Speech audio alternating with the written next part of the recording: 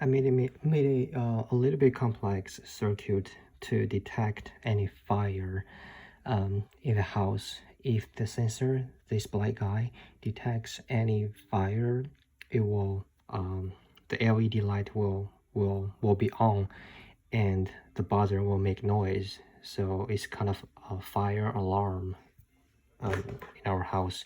So let's try.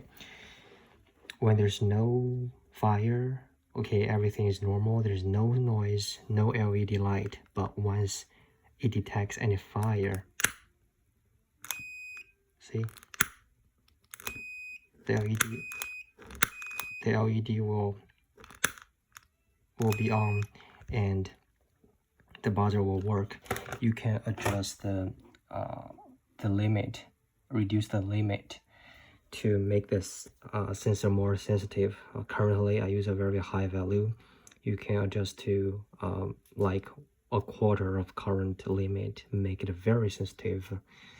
Okay, just want to show you the mechanism of this little device.